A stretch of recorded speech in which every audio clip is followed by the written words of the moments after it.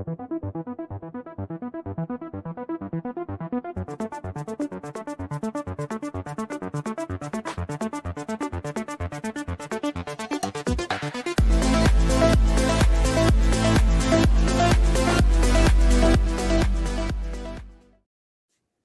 we're back with some NBA observations. The NBA draft is done, and we're here to provide our look at the NBA draft, plus some nice rumors, some infighting. Ooh, I love to watch that, especially when it's live on camera. Love to see those draft rooms. Yeah.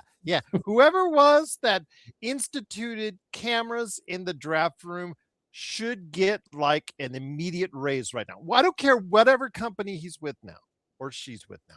Please, whoever instituted cameras in the draft room needs to get a raise. Absolutely, because we'll discuss that. And also, what did Rob Pelinka do on day 2 of the draft? Much ado. Get the little thing there I said there. Ado, yeah. Much ado about nothing. All this and more as we cover the NBA draft. But here today to do so, we're waiting on Legend to come in, so he'll join us here in a few minutes. But also here today, of course, a good man indeed. He is my usual regular partner on the front side of the week for NBA observations. He covers the NBA draft and more for the Suave Report and the New Century Press. It is, of course, the guy who covers the Oklahoma City Thunder like no one else. It is Calif Poncy. Calif, great to have you here, my friend. Going live on some NBA observations. Yeah, plenty to talk about. Stuff's already coming out left and right just since the draft ended here a few hours ago. So I think we'll have plenty to talk about here tonight. Yes, we will. Yes, we will indeed. Yes, I noted to you before you went on the air, what would make Joe Soro even angrier than he is right now that he was proven wrong on a max contract for Austin Reeves? I wonder. Oh, yes, I know. Trading for LaMelo Ball. That would really just, get him kind of in a little bit of an upstart there. Yeah, that would really get him into a tizzy, I think. That would be indeed. So, because LaMelo Ball, I love that. Oh, by the way, almost like an after, was noted on Twitter, I think it was like Dave McMenamin or was Bobby Marks, just like an after credit scene. Oh, by the way, draft is over. LaMelo Ball is now available, indeed. So the rumors of a LaMelo Ball trade is now possible because he's being shopped around. So we'll talk about that on the show, plus also as well some infighting at Golden State. But it is the NBA draft. And as we talked about it for 3.5 hours, Calif, at least the front part of it, if you had some chalk, I think basically you would have used it for the first 8 picks of the NBA draft. Absolutely zero surprises with AJ DeMonsa going first, the top 4, the Fab 4, whatever you want to call them, going in the exact order as what most people mocked, even though most NBA draft experts were second guessing themselves on who they actually wanted or thought would be picked first by that time, but it went straight to where it needed to go. Your thoughts, my friend, before we get to Merez Johnson and then into the teens, where Oklahoma City made its mark. Your thoughts on the no surprises first 8 picks of the NBA draft? It kind of felt that way, I thought, going up. Like, I think about an hour before, to me, it felt like we kind of knew what the first 7 was going to be. I felt like for sure we knew AJ. We were really confident AJ was going 1.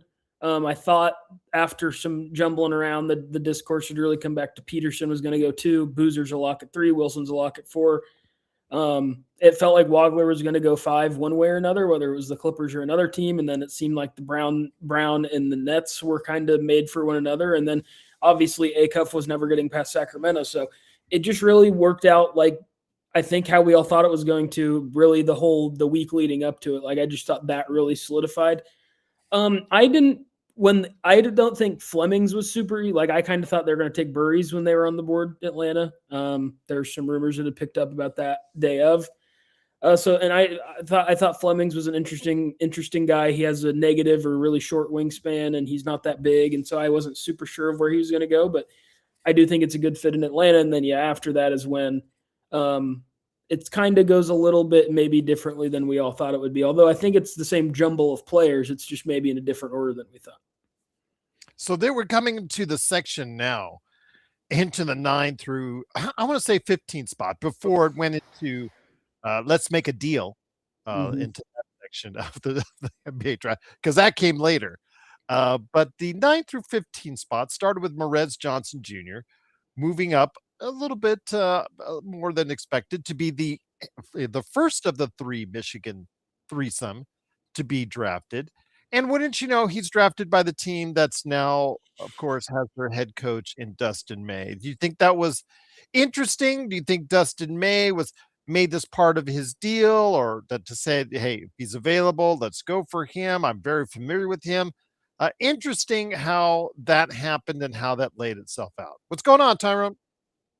I mean, I think they're just in Dallas starting to show the signs of a hell of a defensive front court. Honestly, with I mean, when Lively's healthy, we've seen what he can do. Morez Johnson is a really energetic, high energy, physical, strong defender, and then Flag is amazing on the perimeter, as we all know. So, I mean, I think that it makes sense, especially when you look at that range. Like, as we'll get into, and I mean, I was very bullish. Like, I'm not the biggest guy on Mara. Like, Mara's not my favorite. I think Yaxel's a little old for what they want to do. And then the other one was Burries, and maybe I would have leaned Burries over Moretz, but with them bringing in Dusty May, I think it makes a ton of sense that they went with Morez Johnson. And I don't think it's a bad pick. I think they're kind of clearly establishing themselves as we're going to be have a defensive identity, which long live Nico's defense wins championships beliefs, because I guess they're doing that now there with that pick of Morez Johnson, which I mean, it was a little early, I thought, but I don't think it's bad either. Like I said just a second ago, I mean, I think that all those guys were in the same jumble. It's just depending on your preferences, and they clearly preferred Morez Johnson by the end of the process. It wasn't a super deep reach by any means. I mean, we're talking about someone who was slotted, I saw him as high as 12, 13 on mock. So it's not like it was a super reach or anything like that, but it's just interesting where he landed and who made the pick in regards to that, as far as Ujiri. But Dustin May obviously had some. Oh, we will get to that. We will get to that indeed. I have lots to say on that, JSJ. I had lots to say on the WhatsApp, and I had lots to say to Stefan Piscano, who is not too happy and thrilled with Rob Pelinka right now. And he's starting to come around, JSJ. He's starting to come around indeed. But also here today, because we're talking about, we got to the 9 through, we're in the 9 through 15 spots right now of the NBA draft. And here today to also discuss that, it's a man who follows the Atlanta Hawks and also the Golden State Warriors. It is Legend from I Got Next Sports Media. Legend, great to have you here. You had your thoughts yesterday. You told us specifically how you liked the Kingston Fleming's pickup for Atlanta.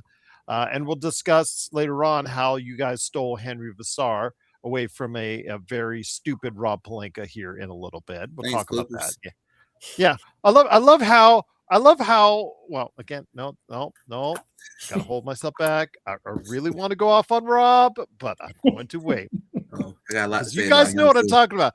Yes, you guys know what I'm talking about. Yes, indeed. So, but I want to talk with you first, Legend. I emailed you on this first. Was that we did talk about it last night because we were all here live, so we didn't. Twitter I was checking out was for anything Shams, and Shams wasn't reporting a lot, or there was a lot going on reported on, as far as him, sneaking picks and things of that nature. So I didn't check as much Twitter as I normally do each and every draft year. I should have, because there was some live footage from the draft room of the Golden State Warriors at pick number 11, which was very interesting to see, because the owner, Joe Lacob, had a very animated discussion with the general manager or president of player operations, whatever you want to say, in this day and age. And that's Mike Dunleavy Jr., both going back and forth, very animated. There was no sound, which, man, love to have that sound. That's the juicy stuff. Somebody's got to have that sound on it. Somebody's going to have that sound. But be that as it may, Legend, I want to hear your thoughts. Again, you thought the the pick of Yaxel, as far as that's concerned, was a solid pick, but he isn't older. He's more of a we can't wait for him to develop. He's more of a ready-made player now. Your thoughts upon seeing it later on in regards to the heavy discussion, seeing that maybe Yaxel Lindenberg was not the universal choice in the Bay? Yeah, that video is surfacing. I've been looking for somebody to have that audio. I know somebody on X got it. Somebody got to have it. They just ain't put it out there yet. But you can tell they wasn't on the same page when it came to that pick. And kind of why I've been banging on the drum the last probably about 2 years now, saying, can Bob Myers come back? It's been a disaster. It's been a disaster. Yeah. It's been bad. Got that cushy job in Philly, my friend. I seriously doubt that. I'll throw in my Lexus if you want that, just to get you to come back. It don't matter, whatever you want. It's a disaster right now. Like you can tell based off that entire video, this is what's going on in the front office, and I bet this is not the first time this has happened either. And my guess is, Calif, is that argument was over Ademara. Because of the lack of a center position, and Dunleavy's pick is based off my guess the fact that he's ready now at 23, almost 24 years old. He is ready and has to be ready now.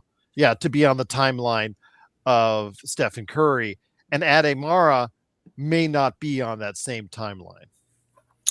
Yeah, I mean, especially with their need for a center there. I mean, it's going to be Porzingis or Al Horford. One's really old, and the other's, never know what's going on with his health. So, I mean, I think it would have been. I really like Yaxel. I think he's going to be great there on the court. Off the court, it's going to be an interesting mix with him and Draymond for sure. We'll see how that goes. This is just going to be fun to watch, I think, in general from afar. But I mean, I don't know. I think if I was drafting for the Warriors, I would have gone Yaxel too. I just think that it's really hard to find these 6'10" do-it-all wings. He is older, which is unfortunate, of course. But if he was 22, he probably would be long gone by the time that they were on the board. So, it's unfortunate that came out for Yaxel and for whoever. But I mean, it's. I don't know. I guess I don't have a strong feeling. I think you're right. I do think it was probably between Mara or Yaxel. Maybe, there's always a chance. Maybe a Nate Ament was in there. Probably, I would hope not for what Golden State wants to do, but who knows? He's a talented guy. But it was probably between Mara and Yaxel, and they landed on the guy who I think is a better basketball player, but he's a personality. He's older.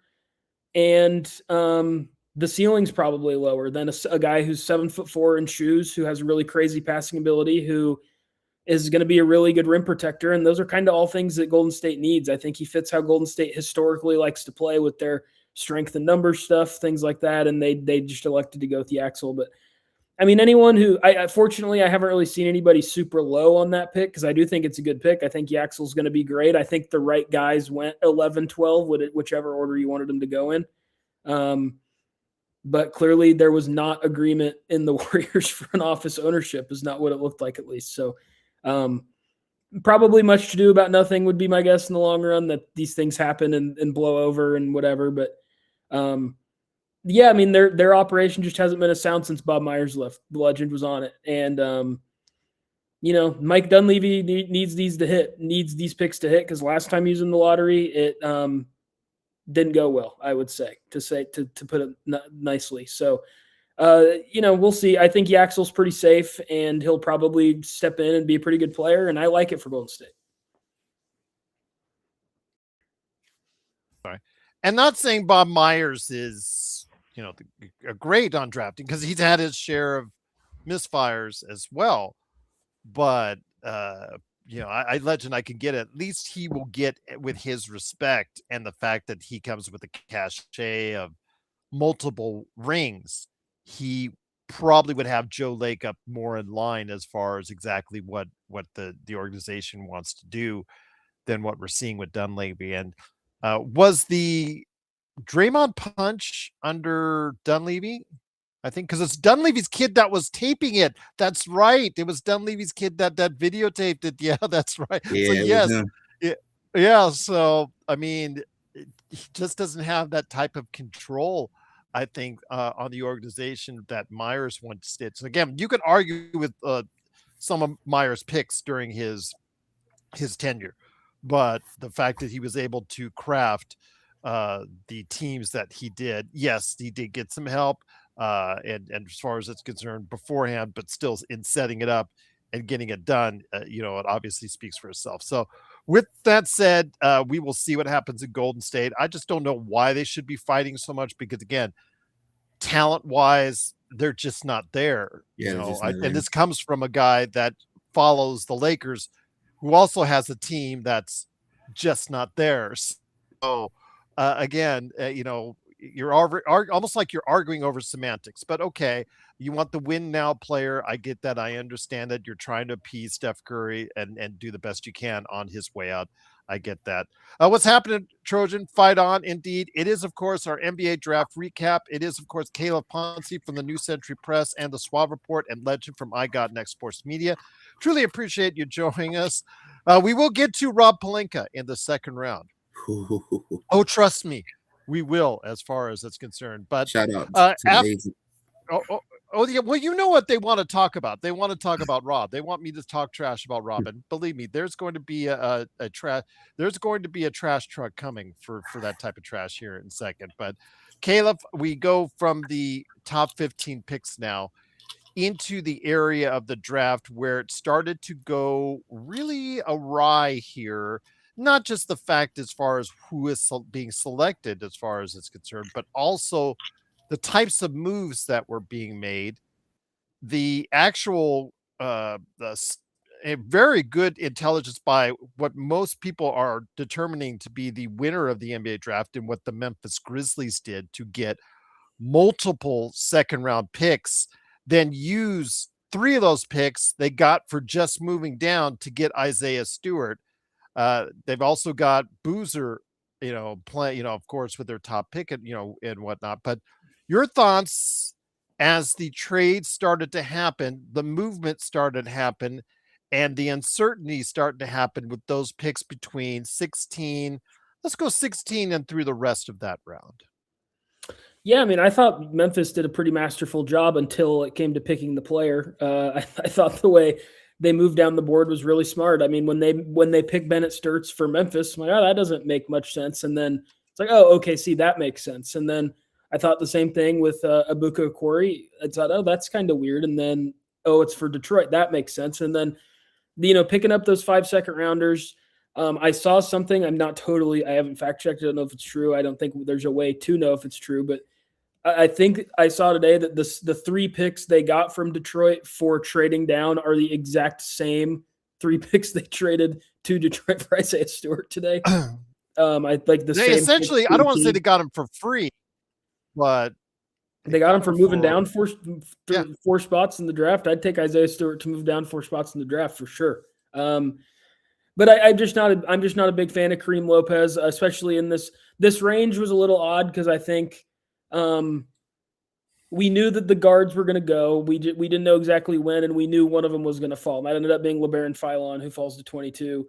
Sturts maybe goes first when that was of this little group, which maybe isn't exactly what we expected. Dalen Swain goes a little earlier than expected, but so it was an interesting range of the draft, and I really think Memphis played their hand right. I just don't love Kareem Lopez, but I think Boozer's great. Love Boozer. He's going to be multi-time All-Star, multi-time All-NBA most likely. Getting Isaiah Stewart is great. Talk about a player who, if he's not going to be in Detroit with how he plays, he might as well be in Memphis. Like, I don't think a guy could fit the cities he's in more than the ones he's been in to start his career.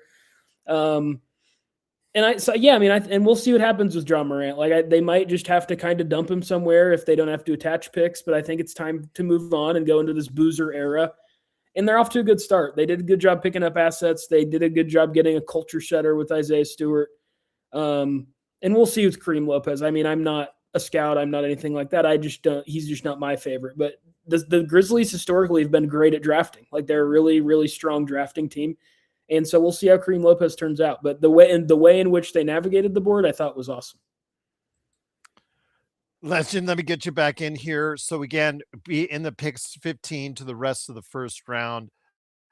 You with Atlanta had Zuby Ejiofor. Again, most draft nicks say that the Atlanta Hawks, with what they got overall in the draft, did pretty good. I know Ejiofor is has a high motor and can do a lot of things as far as it's concerned. So really looking forward to seeing what he'll do for your team there. But when you look at what happened in that second half of the first round, and you saw teams that wanted to go cheap, James Dolan, with the New York Knicks, the New York Knicks traded twice, and we'll get into this Lakers first round draft pick deal as far as it's concerned with Rob Pelinka here.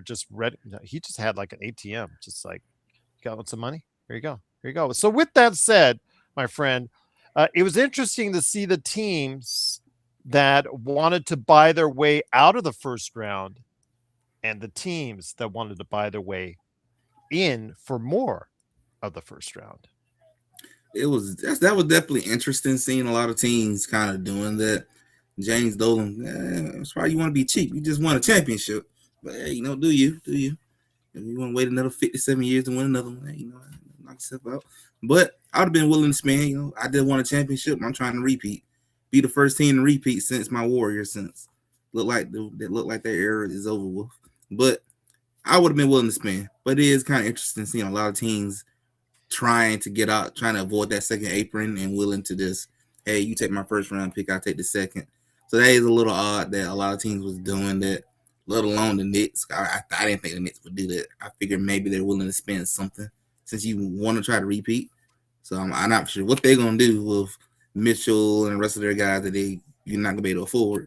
Are you really going to lose team pieces off your championship team? So a little interesting to see how that plays out. But a lot of teams was doing it. I was a little surprised to see that. I was really surprised when I saw, they gave the Lakers to their pick just basically swap places. So that's interesting. That's interesting seeing that happen a lot in this year's draft. That CBA is something else. It is. And again, we'll get to that in just a second. But Calif, I wanted to get something with your Thunder because they have some looming issues financially, some cap gymnastics that Sam Presti has to do. He gave away 2 second-round picks earlier this week in regards for Wiggins, who was traded. And in doing so, they do want to get cheaper. So, but they still kept both of those picks. They had 2 picks in that mid first round area. They didn't move up as many were expecting. They still kept those 2 picks, which are still, they're not cheap as far as the millions that are still guaranteed on that. But it's interesting to see who they are expected to replace, because if those 2 are coming in, Bennett Sturtz and Ademara, who is leaving on the other end, that will supposedly make Oklahoma City more financially and fiscally sound and still be able to have a deep roster going forward. Yeah, I mean, I think Isaiah Joe is the most obvious answer here. I think that Sturtz is going to come in and do a lot of what he does day one. They clearly believe in Sturtz as the flat. I mean, through no fault of his own, he just had to show flashes of off ball. He just wasn't really allowed to play off ball in college. But when he did, he showed flashes of being a really good catch and shoot player. I think he was around 48 to 50% on 60 or so catch and shoot looks this season at Iowa. So, I mean, so I think he's going to step right in and take that Isaiah Joe role. And so I'd expect Isaiah Joe to be the first one moved. I expect them to decline Kenrich Williams' player option and either bring him back on a minimum, a cheaper deal, or maybe he goes elsewhere. I think he can crack a lot of rotations in the league. And then Dort is the one that's interesting, right? Because I think we'll know it's going to happen with him in the next week because he has that player option. And if they decline it and let him go to free agency, then they're not going to bring him back. They can't afford it unless he's going to take a big discount. And seeing as he hired Rich Paul as his agent midseason, I don't think a discount is in his mind, would be my guess. I think he probably wants to make the money he's going to make. So I think there's most likely a Dort trade coming in this next week. And, the suitors are obvious. Like the Lakers, we talked about them last week on this show. They've been heavily rumored to be a team that's interested in Dort. I think he makes a lot of sense next to Luka Doncic. So we'll see. Maybe there's something there. I think any winning team should be interested in Dort. But so, I mean, the Mara one's interesting because I think Mara was just like the board did not fall great for OKC. I didn't think. I thought that at 12, their targets were likely to be, if they could have picked, it probably would have been like they wanted one of Burries, Yaxel, Mara, or Merez Johnson to be there. And the one that was still there was Mara, and that's great. He's not, like I already said on here, he's not my favorite. But I do see his point. I see the good parts of him. And he does make sense as a long-term Hartenstein replacement. Hartenstein will not be on any other team to start next season. I'd be absolutely shocked. But after next season, it could get hairy with Hartenstein, especially with Casey Wallace's contract coming up here soon. And so, I mean, I think that the Sturts to Joe, I think Sturts is whatever Isaiah Joe did in OKC last year, minutes-wise, role-wise, I expect Sturts to just jump right in and fill it. Mara's minutes are going to be interesting because they are also need to find minutes for Thomas Sorber. So that's just kind of how the board thing fell, I think, more than anything. They clearly weren't like, we have to get up and get Mara. They would have traded up for him, like everyone said. He's just kind of who fell to him. And I think he fits. He's a talented guy. And then they go get Otega Owe in the second round, which I know we'll get into, which I like that pick. He's going to be on a two-way deal, I imagine. But so, I mean, yeah, with OKC, I think Joe, Dort are most likely gone. I think there's a very high chance that the Thunder and Kenrich Williams come to some resolution to keep him in OKC, but we'll see. And then after that, like if you trade Dort and Joe, which is what I think the most likely scenario is, then they have an open roster spot to do with what they please, and we'll see what they do. OKC hasn't had an open roster spot in a couple of years, so we'll see. I don't know, but those two I expect to be gone because financially, I mean, that's going to save them $30 million against the cap. Basically, just those two. You get over $30 million when you decline Kenrich Williams, and then assuming they redo Hartenstein's contract and save a few million. I mean, you're looking at saving possibly, if it all breaks right, $40 million just off your cap, not to mention what that does for your tax bill. So there's going to be some major changes here for sure. And it's I mean, trading is someone who likes the team, roots for the team. Trading Wiggins sucked. Like he was a fan favorite. He's a good player, but they use those picks to get up and secure Sturts, so I think is going to be a day one impact player. And I expect Dort and Joe to be moved here in the next week or so would be my guess as to what happens with OKC. Who were you hoping would land for the Oklahoma City Thunder if the draft had played out the way you wanted it to play out? So my ideal scenario for the Thunder was to get Burries at 12 or somewhere in there. I never really thought he'd be at 12, but maybe 10, 11, you have to move around a little bit. And then the dream scenario for myself, if they stayed at 12 and 17, was Burries at 12 and Dalen Swain at 17. That's what I wanted if I could pick. Realistically, I was maybe hoping for a Yaxel in 12 or Mara's fine. I mean, we talked about Mara on here. I just really worry about the low minutes. That really is a big concern of mine. He's never played heavy minutes, and he's big, and it's hard for those big guys to play heavy minutes. And so that's a huge thing. I'm not one of these people who believes he's ever going to be able to shoot, but he's a special rim protector. He's a special rebounder. I'd hope so at 7'4". And his most unique skill is his passing. And so it's going to be an interesting fit. But I would say if I could have chosen, Burries was my ideal target in this draft for OKC. They needed elite shooting. They tried to go and solve that with Sturts. We'll see if that his on-ball, how good he was as an on-ball shooter, translates when he has more volume off-ball in the NBA. But I was hoping, my fingers were crossed for Burries when I was watching. And let me ask you the same, my friend, Legend. How would you have wanted the draft to play itself out for your Golden State Warriors and for the Atlanta Hawks? If to make you really happy, to get you that A+ that only Memphis got from ESPN.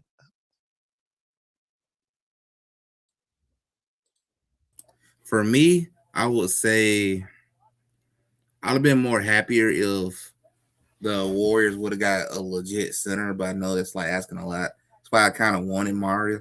I kind of why I wanted him just to fill that role. But I get why they went with what they went with at the same time. And for the Hawks, I'm kind of pleased with what they did. I'm okay with what they're doing wise.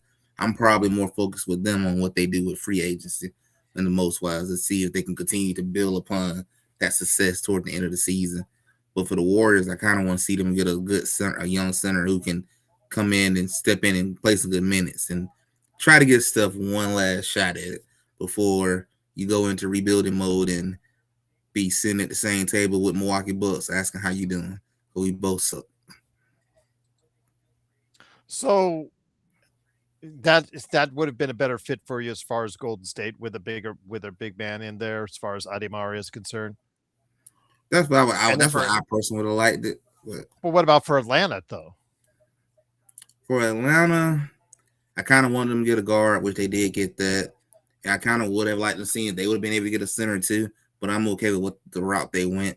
I'm gonna hope that they do something doing the free agency wise to see what they can do to bolster. I'm still hanging on the hope with Jaylen Brown since I'm assuming something finna happen with that situation because there's no way you can bring him back. Okay. Well, again, for us here at the Lakers, when you're picking 25, you're just grateful for the opportunity to get anyone that you think will make a contribution. And we're hoping a contribution on both ends of the floor. I will go ahead into that as far as what happened with teams trading down like the Memphis Grizzlies and New York Knicks, Calif. You saw teams getting cheaper in that sense as far as looking for draft choices later on in the second round, what have you, so they didn't have to pay as much. One of those benefactors supposedly was the Lakers, who moved all up for one spot when it comes to what they did from 25 to 24 so that they could select Cameron Carr. When you do things like that and you pay cash in doing so, it tells me that they were either concerned in someone swooping in and getting this guy because he seemed to be a target for the Lakers as far as it's concerned, or that New York really was desperate and gave them a low ball price on the cash figure to get out of that pick. Your thoughts, my friend, first before we get into Cameron Carr himself. Yeah, I mean, I think Carr was attractive for, I'm sure, a few teams in this general vicinity of the draft. And so I'm sure there was some competition to move up here. And clearly with how New York operated throughout the draft, they were prioritizing getting money stashed away, whether that's to help them pay for the second apron costs they're about to have, or that's just because they want to pocket more money. I suppose we'll see in the next few weeks. But I mean, yeah, I think that from the Lakers' perspective, like, I think Cam Carr fits what they want to do well. He's really athletic. He's really gifted. He showed some high volume jump shooting last year that was impressive. But I mean, he's just a weird player to me because he had a weird transfer situation at Tennessee that was just weird in general. And then didn't play. He really didn't play as a freshman essentially. And then he comes in, and so his sophomore year is his freshman year, and he was really good for Baylor. And so I think it's a good pick. And a talented guy. And I think if you're the Lakers, whichever one it was, I think it's a good idea to get up and get a guy who I think fits with where you want to go. And the type of guy, these athletic, long, at least guys who hypothetically can be defenders. And that's kind of, I'm seeing in the chat here, like there's some resistance to my Dort statements here. And my thing is, so just answering these, like, if OKC doesn't want Dort, why should we? I think OKC does want Dort. It's more like they can't afford to keep. I think if he was on a more affordable contract for where OKC's at, they would certainly keep Lou Dort. And they just can't afford it. And OKC's afforded the luxury of having guys like they can insulate that loss as compared to the Lakers. Like, he would walk in and he'd be the best defensive player in the team by a mile. And why he's a fit next to Luka is because he can hit open threes. Last year was down, but he was up around 39-40% the 2 years before that, and he was good in the conference finals and finals of the Thunder's championship run. He's going not only, so if you're going to have him next to, now that, as I'm sure we'll get into later, Reeves is locked and loaded there for a while. You're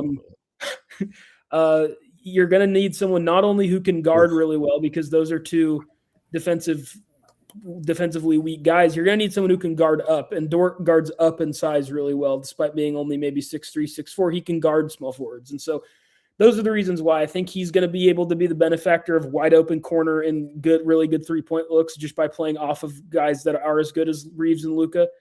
And then from a defensive standpoint, not only does he guard opposing guards really well, he guards up, and the Lakers need all sorts of defensive help, and he's a defensive versatile piece on the perimeter. So that mixed with a guy like a Cam Carr, who I think he certainly has the tools to be able to be a good defensive player. We'll see if he ever capitalizes on those. I think that those two moves would make a lot of sense together as guys who can maybe transition in being good defenders around two weak defenders who are now the crux and the focal point of what you want to do. Well, Lou Dort, I'll just say this again: he did not show it in the playoffs, as we saw, especially in that Western Conference Finals against San Antonio, Calif. But he is a career. Yeah. Well, he is a career 40, almost 40.5% shooter from 3-point range. Yeah, last year Dort he had a really bad year. He did, and that he started to get his minutes jerked around and and I can't argue with that. But I mean, no, he's a career 36% shooter. That's so he started off poorly. Obviously, we all remember his rookie year in the bubble, that Houston series when they're just leaving him unguarded, and he has that really good Game 7. But he was a good shooter for 2 years. The 2 years before this one, he was a good shooter who played in high leverage situations, which is just what the stats say. You can say it doesn't look like he's a good shooter. It doesn't look like he's a good shooter, but for 2 years they went in. And that's kind of the point of the game, is you just got to put the ball in the basket.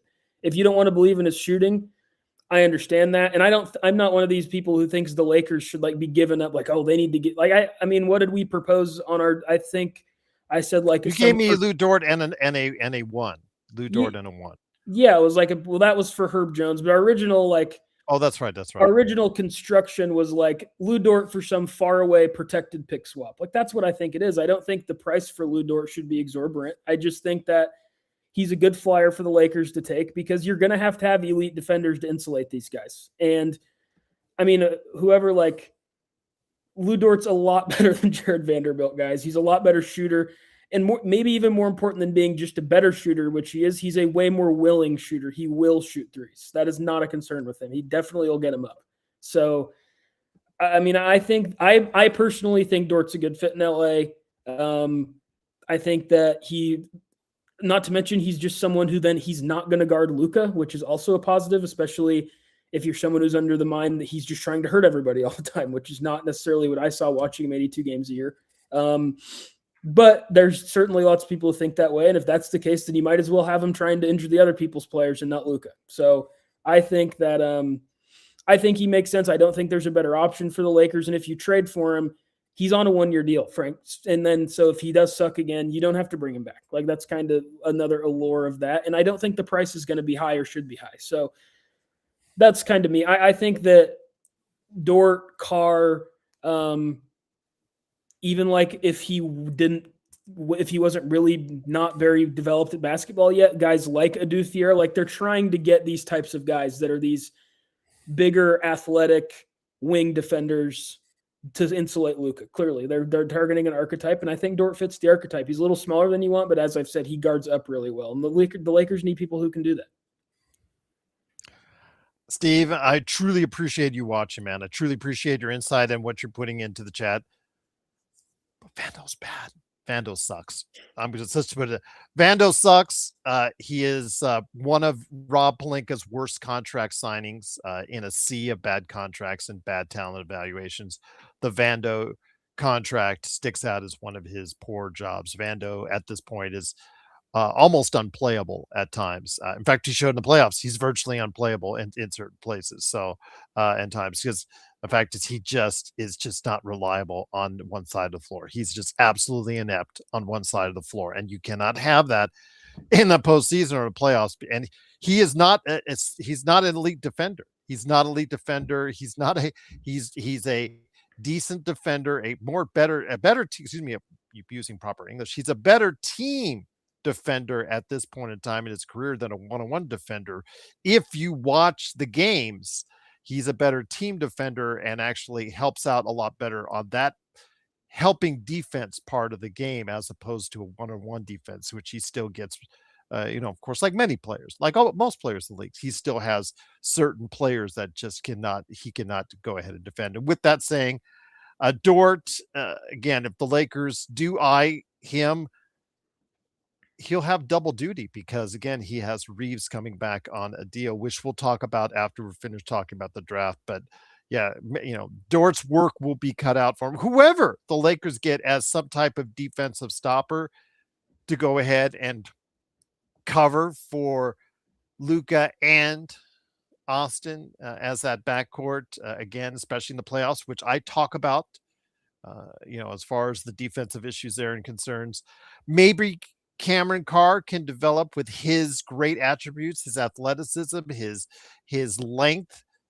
He does have to get stronger, gain quite a bit. I get that. I understand. So JJ Redick, who refused to play Vando, is going to play Lou Dort because he shoots better. Again, that's just speculation, Steve. I'm not sitting here and saying that, if you get Lou Dort on the cheap, because if you're going to Oklahoma City and say, I want Lou Dort, or if Oklahoma City says, I want to give you Lou Dort, you better make sure you get Lou Dort on the cheap. But Vando is just not playable right now. Vando is just absolutely not playable. And Steve, you know that. You saw how bad it was. You saw how bad Vando was over the past couple seasons. But if you don't like Dort, then I don't blame you as far as that's concerned. He is not the most beloved player in the league with the way he plays, which you and I, Calif, has discussed on more than one occasion in regards to the way he plays. But it's clear the Lakers need a high-level defender, whether it's Lou Dort or someone else, because Jared Vanderbilt certainly is not that player. So, and I'll leave it at that. But no, Steve, Lou Dort is not going to save the Lakers. Lou Dort alone cannot save the Lakers. Lou Dort is a step in the right direction of being a halfway respectable defensive basketball team, and he sets a tone. And more importantly, like, if you don't like Dort, that's fine, and just not even the off the court stuff, or the extracurriculars. Like, I get it, okay. And he did have a very disappointing playoffs. He did. He sucked this year. Lou Dort had a terrible season in general. He was bad all season. He got overshadowed by Cason Wallace. He got overshadowed by AJ Mitchell. When Jared McCain came in, he was outplayed by Jared McCain in the playoffs. He was not good this season. But to me, again, he's on an expiring contract. He's not saving anybody by any means, but he's at least he's a perimeter floor. He raises your floor in terms of perimeter defense. He can guard anybody. He gives you someone to throw at. Like, who are the Lakers guarding SJ with in the playoffs when they played? It was like they're throwing Marcus Smart at him, and Marcus Smart did a great job of staying attached to him. But then the whole defense breaks down because you can't do that. Like, the Thunder and these teams are too good to really just be like, we're double teaming him, we're all over him, whatever. You need more. And if I was the Lakers, I'd bring back Marcus Smart. I'd trade for Lou Dort. I'd get as many defensive players as I can, because now you've committed yourself to, we are built around offensively these two offensive megastars, but these two offensive megastars are horrific defensive players. They're really bad.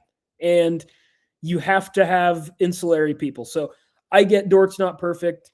I get that maybe he's not ideal, but it's about options. And he's an available option right now who you're going to be able to get at below what he would normally be worth because of the financial situation OKC is in.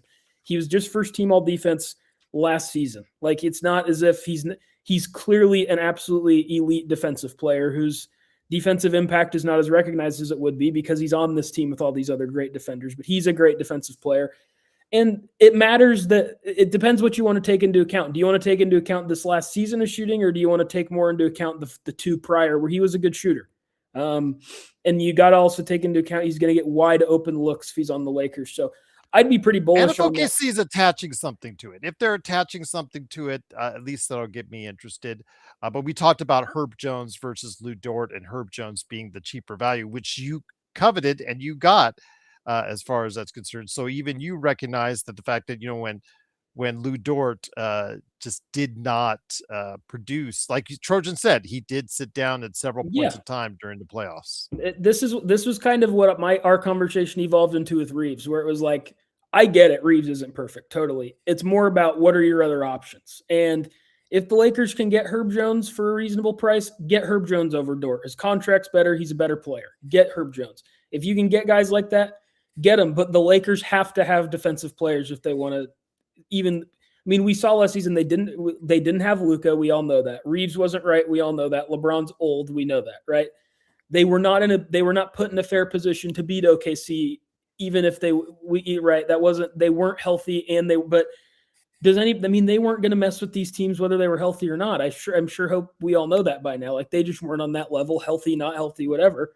And where you saw in game 4 where, again, they went away. JJ said, you know what? We haven't won, and we double teamed SGA. We're going to stop doing that. So what did SGA do? He switched off Marcus every single time and either attacked Austin Reeves or Luke Kennard. And what did he end up doing? He ripped him for 35 points.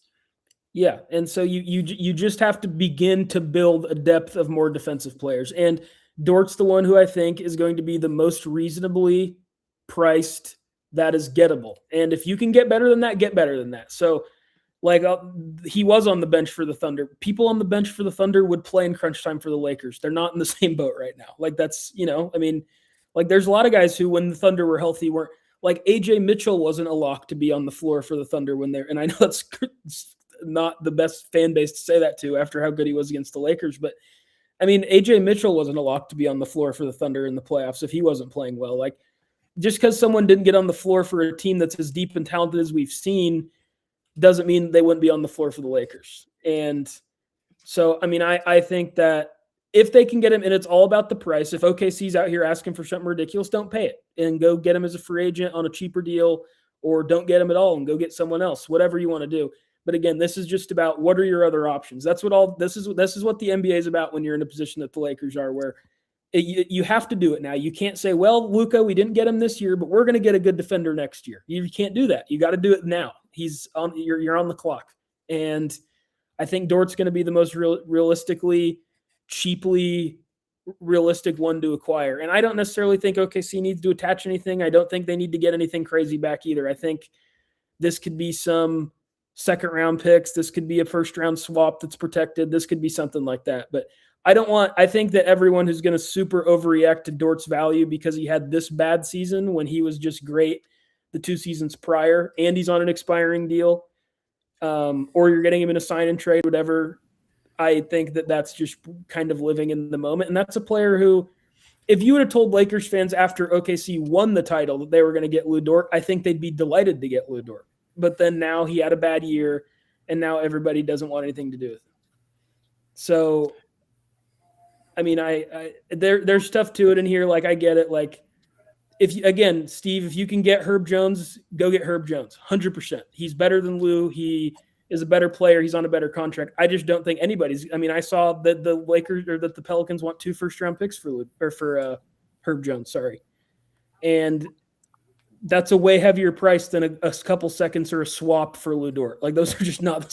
So that's part of it. And yeah, I don't know, but I mean, you got to get Luka guys now, and Lu Dort is a winning basketball player, even if he just had a bad year. He's been on really good teams his whole prime for a reason, and he's played a lot on those teams until this season, when OKC just has this ridiculous amount of depth. So I would say, if Lakers fans, if you wake up tomorrow and you have Lu Dort on your team, be happy about it. Focus on the 2 seasons prior to this one more than last year when he was just off the entire season. Once again, it's Caleb Poncy from the Swab Report in the New Century Press. Nice to see. We went on a Joe Sorrell-like tangent with Lu Dort. It was interesting because but again, it was the Bob in the chat, so I appreciate you guys back and forth on it. You didn't miss much, Legend, because we went during the time that you were away all on Lu Dort. I got to give the people what they want. There's a lot of Dort questions that are getting asked. I got to answer them. If he's available, you're the Oklahoma City guy. Yeah, he's the Thunder guy. So. There you go.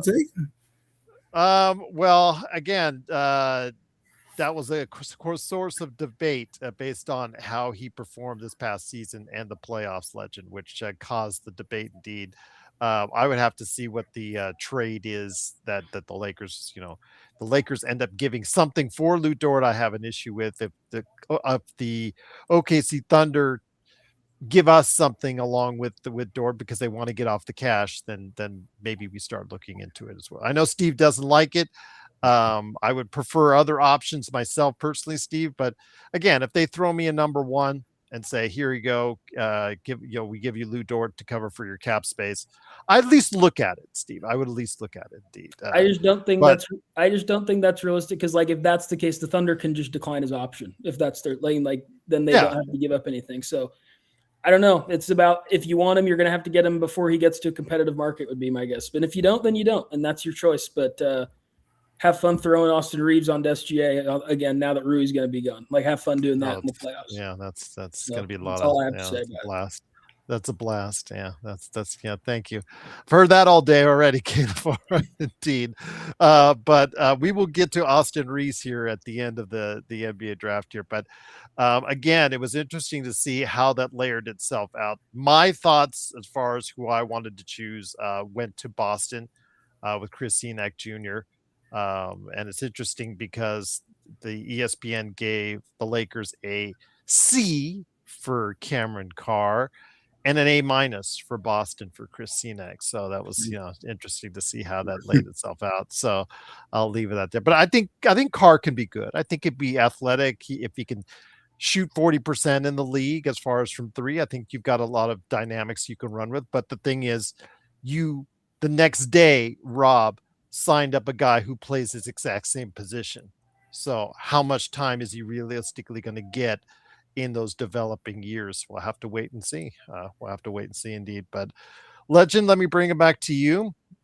We get into the second round now, and I'm not even going to go over as far as who picked where, because it's all over the place. It's seemingly a pick was made, which was traded for another pick, which was traded for another pick, which is traded down the road, which is traded down the road. Again, talk about a buyer's and seller's market.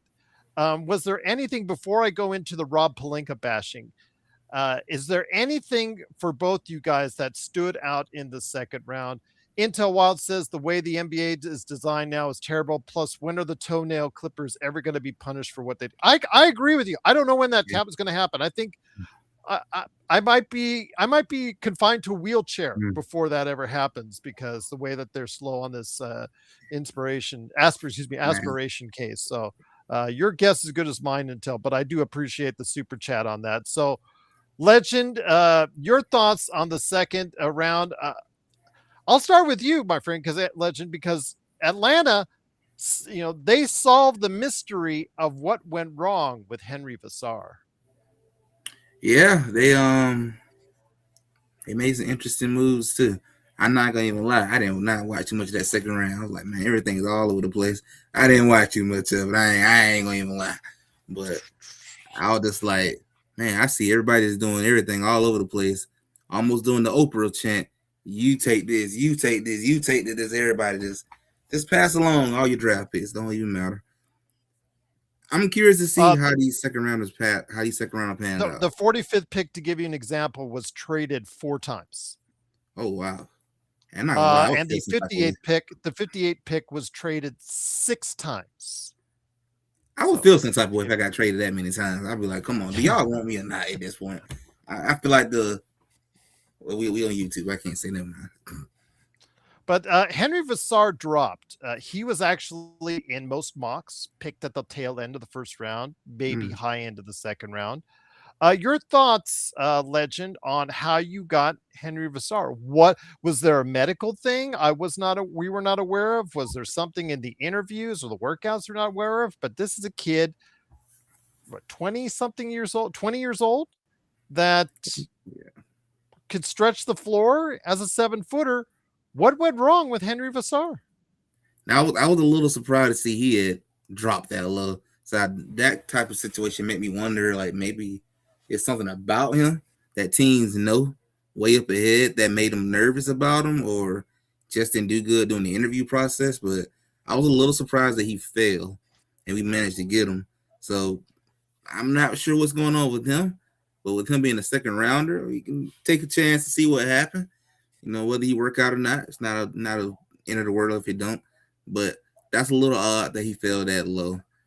Sometimes it make you think of a red flag situation, but there are those situations where sometimes that person who fell so deep end up being a blessing in disguise. So it's kind of hard to say, but I'm slightly holding a red flag on that one, because that's a little odd. A lot of teams passed on me. I mean, to give you guys an idea, he was mocked in several drafts to the Lakers at 25, and he ended up being picked at 52. Calif, did you want to go into that before your thoughts on anything that you saw coming out of the second round for either the Thunder or anyone else before we get into the day that was for Rob Pelinka? I mean, with the Vesar thing, like, it seems like once it got past a certain point, his agent, like all the reporting is his agent maybe had a destination in mind for him, similar to the most popular man in Los Angeles, Austin Reeves, kind of similar thing where his agent said, well, if we'd rather just kind of pick where we go than have you pick us type of deal. And he clearly wanted to go to Atlanta. So they kind of talked about that a little bit on the broadcast. There's people on Twitter talking about it. So I think he kind of probably wouldn't have gone that late, but he maybe manipulated his market a little bit, which fair enough. But he's a good player. I think he probably really wishes that he went back to school. I think the reports were he was offered over $5 million to go back to North Carolina, and he ended up becoming what is likely going to be on a 2-way contract with the Hawks, which is around $700,000. So big drop off for him there. I'm sure he regrets that. But I think he kind of picked and chose where he wanted to go in the second round, and the Hawks have a need for more bigs despite drafting Zubac for. And so I think this is a place where, despite of how late he went in the draft, he could end up having an impact earlier than we think. Church says, I'm going to stick with, I think the Lakers should have taken Terrace Reed. I think he's going to be a star for the Spurs. I think he's going to be solid. I don't know. I just like the upside of Cenac Jr. more. That's what I wanted to lean on, the athleticism. But again, it is what it is in regards to what the Lakers picked at Cameron Carr, and hopefully he'll turn out to be well. But the second round, again, like you guys were talking about, the trades were flying left and right with the teams that either wanted to go get lower or get cheaper or get out as far as it's concerned. And then there's the saga of Rob Pelinka. Oh boy, we're going to go on and some nice things here. Wait till we get to Austin Reeves as well. But in a draft where, in a second round where you could already see, Legend and Calif, the signs that teams were going to go trade crazy and move out or move down, and it wouldn't take a whole lot of assets, i.e. cash, in order to get what you want. Rob Pelinka, hours before the draft of the second round, I'm going to repeat this, hours before the second round, made a trade with the Chicago Bulls. Now, if he's calling to the Chicago Bulls and saying, you know what, if you guys at 56, if there's somebody want, would you be interested? Fine, let's do it. But let's just make sure that it goes through. No, he already did the deal. He sent cash to Chicago to secure that number 56 out of 60 picks, that hours ahead of the draft. So lo and behold, we saw a buyers and sellers market for basically 20 picks leading into that number 56 pick. There was left and right, people just trading for distant picks, for cash, didn't matter. Just they were giving them away. And if there was a player that the Lakers were coveting, he was picked up already, Legend and Calif. Because lo and behold, when it became time to the Lakers to pick at 56, they picked someone out of Russia, a kid out of Russia, but traded him for cash to Dallas, seemingly indicating that Rob Pelinka, whoever they were targeting at number 56, they expected to be there and wasn't. So in other words, it was a monumental waste of time and cash. Although, again, hopefully they got back from Dallas what they paid to Chicago. If they didn't, that's another idiot move by him. But your thoughts on the day that was, outside of the signing coming up, which we'll talk about with Austin Reeves here in a bit, but your thoughts on that process where you alert everyone to what you're doing and showing your hand hours ahead of the second round of the draft. Rob Pelinka, man. How many rates can you step on, man? I tell you. I don't get it. Sometimes I don't get it when it comes to him. So let's just say, for example, he wanted Vesar and he sees him dropping.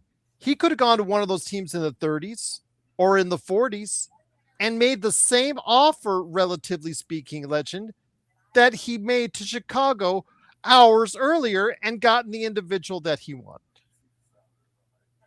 That's what you call not thinking in the moment and just missing the big picture. This is the type of stuff that will get you fired. I don't know what was worse, this or what you did earlier today when you got finessed.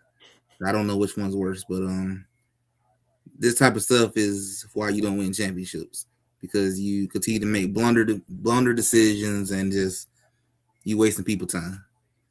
If I'm Luka and this is what I see, I'm just asking. I'm calling the head man of the whole organization. Organization is asking, when you gonna fire, buddy? I'm just waiting at this point. If you need me to help pack his bag, I got you. I'll send my folks over to do that right now.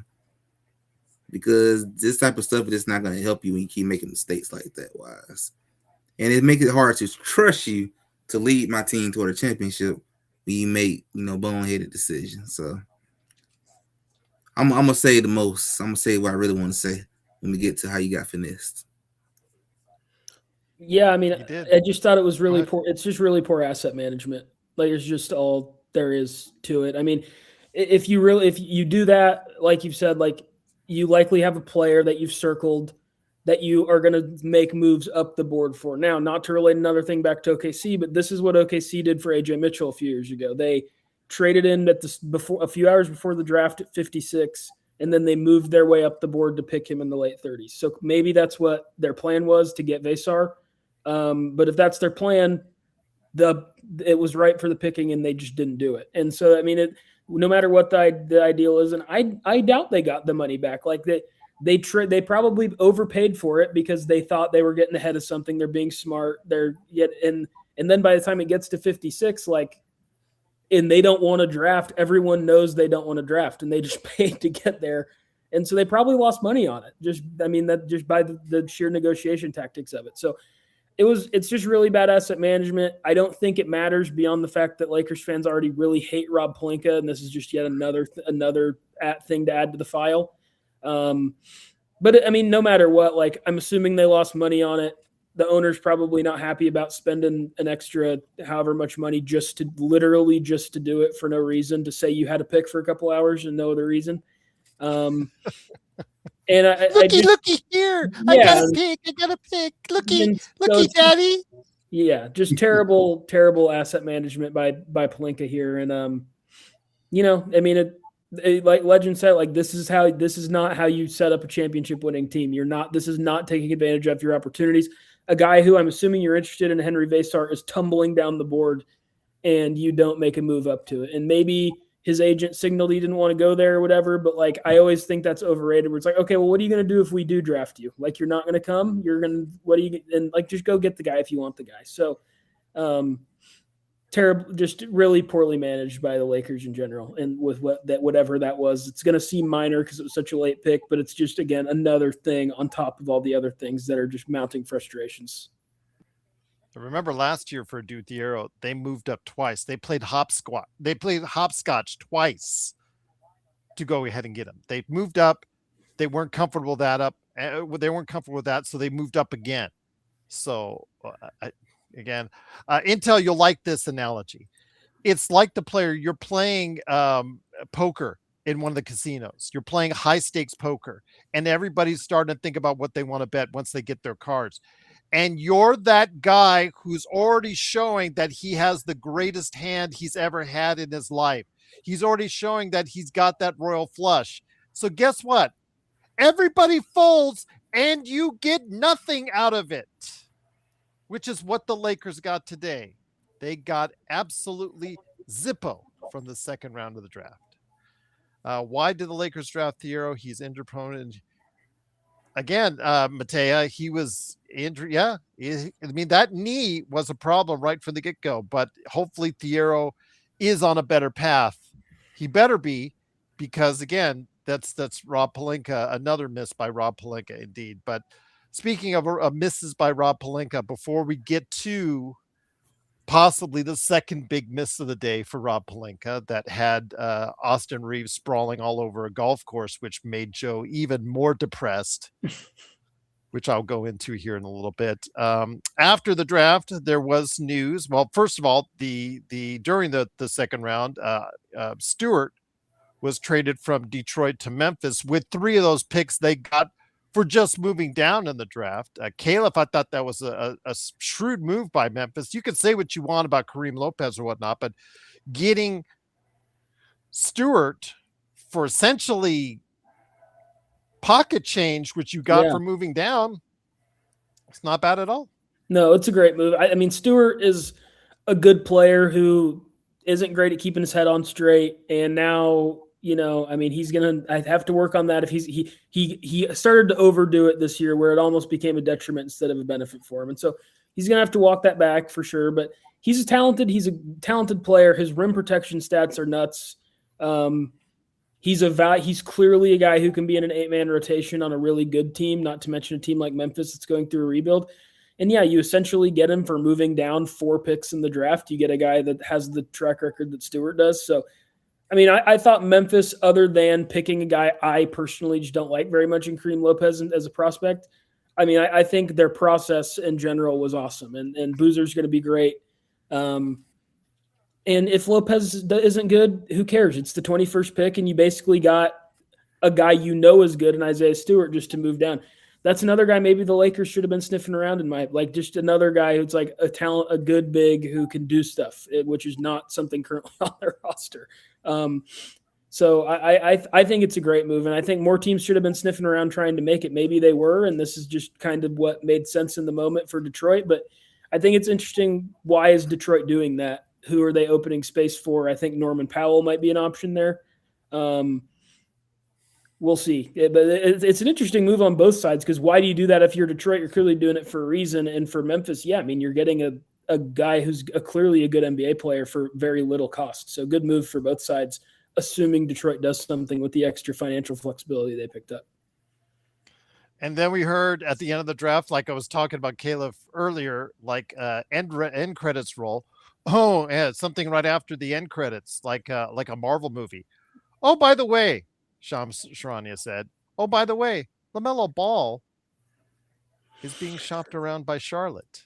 Your thoughts, legend, on LaMelo Ball and possibly where he might go to next? I know Minnesota was already mentioned as a leading front runner, but your thoughts on LaMelo Ball now supposedly being shopped by Charlotte? Yeah, I'm also hearing that Toronto's another one that is very interested in LaMelo Ball. I get the feeling Minnesota gonna try to get him because I know they want to get another guard to help with Edward out. I wouldn't be surprised if he ended up being with Minnesota. But that was a little of a surprise to see that they're willing to ship him. And I think I heard Bridges' name is being out there as well right now. So it looked like Charlie is in a whole full redoing the entire roster and looking to move on from the Ball family, it looks like. So a little interesting situation. Maybe we'll hear other teams' name pop out, but I know Minnesota and Toronto are the 2 leading teams that are really heavily after LaMelo Ball right now. Any thoughts on LaMelo Ball, Caleb? Yeah, I mean, it seems like just following the reporting, I mean, it feels like this situation is moving pretty fast. Like, I think it's going to happen here in the next probably few days, just based off of the way that it was being talked about, where like things like this don't just pop up for no reason. Like, I think it's probably pretty close with whoever they're talking to about it. And it does seem to me, reading between the lines, like it's going to be Minnesota. And that's interesting, right? That's an interesting team. That makes them really different than what they have been, good or bad, however you think about that. But it depends. It's going to be interesting to see what Minnesota gives up if it is them, because there's a possibility you can just expand it. There, you're already whatever it is, 3-team trade with that sends out Randall. I think there's a way they can make that a 4-team trade, or it could be something. It could be a different thing, and it could be Rudy Gobert going out, and you just say, hey, we're going young. We have LaMelo, we have McDaniels, we have Io, we have obviously Anthony Edwards, and then we're just trusting Nasrid and Behringer down low.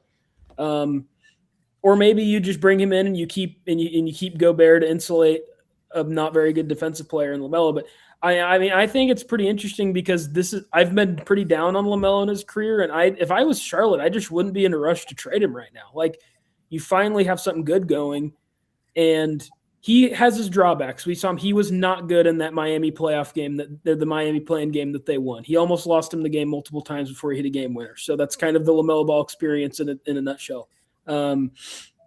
But I just don't think it depends who they're getting back. If they get Gobert back, I guess I get what they're going for. They need a defensive anchor for their defensively challenged team.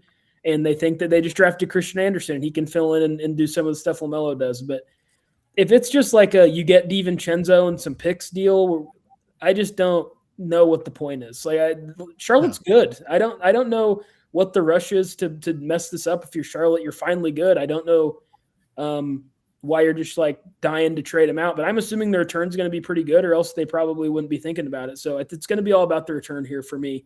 But it does seem like he's going to get traded. This just came out of nowhere, and it was really aggressively reported where it's like he's getting traded and buckle up. This isn't the way they're reporting about Jaylen Brown, which is like, the way that Shams keeps phrasing it is driving me crazy, where it's like these talks seem, whatever he's saying, he's basically trying to say like, these talks seem, I think it's like purposeful. It's like they're doing this with purpose.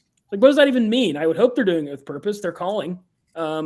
This seems like it's pretty real, unlike the Jaylen Brown thing to me. So it's going to be interesting. If he goes to Minnesota, that's a really interesting move that makes a team that's been really good really different. So it'd be exciting for everybody, I think. I love the way Intel's just calling out Joe on his waiting for Jokic to come to LA deal again. I'm not in the same, again, to clarify from earlier today when we did our coverage of Austin Reeves and our breaking news. Until I see Jokic refusing his extension, I'm not going to even waste a breath. For me, I'm not going to waste any time on it. But Joe is like fixated. He is fixated on this, and that's fine. Let him be that. But yes, Jokic to LA confirmed. Yeah. By who? Yeah, give me a break on that. So again, until I see his contract not extended in Denver, I'm not going to raise. Now, if he does refuse it, then I'll raise it. Then I'll do a rock eyebrow. But that for now, I'm not even wasting my time. Indeed. But before we get to the Austin Reeves, I did want to mention that the Lakers after the draft signed on William Kyle III from Syracuse, 6'9" center out of on Exhibit 10 deal. Same thing with Peter Suter out of Miami, Ohio. And then also as well on a two-way as of now, A.K. Okereke, 6'7" forward out of Vanderbilt. But that, again, with the way those guys play and how they do in summer league and in training camp, that's all, can be moved around as far as that's concerned. It's not necessary. It's in flux. Even A.K. Okereke, who was signed to a two-way, can be taken off the two-way. So again, we will see what happens indeed. But guys, there was also something interesting for the Lakers that I wanted to get your opinion on. Joe, today he was depressed. He was sad. It's like a relative died or something, because again, he was like a lot of people. Legend, I'll start off with you, that didn't think Austin Reeves would get the max. He thought, okay, I run two channels. I run a channel for Fan Arc Network, Lakers Latest, and I run this channel, which I own. And I've gotten hundreds of comments over the course of the past 12 months on Austin Reeves. You've seen many of them, Legend, on this show. And they're all certain on how much he was going to get paid. They all said he's going to get paid $25 million. He's going to get paid $30 million. He's going to get paid $35 million. They're all new, like they all knew. And I said to all of them, I said, if you know exactly how much Austin is going to get paid, go play the lottery right now. Go play Powerball right now, because seemingly you can predict the future. But I will tell you what, Legend, we've had this conversation. If I said clearly, if I am his representatives, I am going in there and asking for the max. I know that there are other teams out there knowing that he is the most viable free agent in his prime that can score 20 points. Doesn't matter the defense and what I think about how he can play in the playoffs and how bad his defense is. That's irrelevant at this point. It's the fact that he's a 20-point scorer that could be available in free agency in his prime, making him the marquee free agent that would have been out there, Legend. So with that said, if I am his representatives, I'm going in there asking for the max and seeing what happens there. And sure enough, they go into the negotiations. There's Austin Reeves labeled pillows. I got Kobe pillows right here. I'm not kidding. AR labeled pillows in the negotiation, playing his favorite country music while the Lakers gave their pitch. And maybe it's because, like Shams Charania reported, that the Lakers might have already been aware that Detroit was willing to move heaven or to go ahead and try and get him and pay the max for him, most likely, or another team that had cap space or could make cap space. I said that there would be a team or teams that could move assets aside, like Stewart, to get the player that they wanted to get Reeves. And I also said that they would go in and get max. I didn't say that he would get the max. I just said that they would go in and get the max. And don't be surprised of what you hear. I said that. I said clearly that anything was possible when it comes to what Austin Reeves got. And today, Legend, he got a 4-year, $185 million deal with a 4th-year player option. Obviously, he was overwhelmed at the time. Because he was doing what Joe, and I sent the picture to Joe as well as a topper of him on the golf course, not practicing or taking shots to improve his 3-point shot. No, he was on the golf course, which pissed Joe off even more. So your thoughts, Legend, on as far as Austin Reeves getting a 4-year, $185 million max deal. The only thing I can say is good about it, at least it wasn't a 5th year. Well, I'm gonna say this first to Austin Reeves' agent. You the GOAT, man. You went out there and you took Rob Pelinka behind the whole, actually around the entire block, and gave him everything he wanted. He didn't want to listen to me, Legend. You saw it. He didn't want to listen to me. All the people in the chat didn't want to listen to me. Didn't want to listen. And the funny thing, Gerald, I'm not surprised. I'm honestly not surprised. I had a good feeling that somehow, some way, this man gonna walk out this office with a max. And Lord beholds, he on that golf course. There's no one that he got it made. Well, I told you I would send the first picture this summer of him on the golf course. I was going to send to Joe, and sure enough, I did.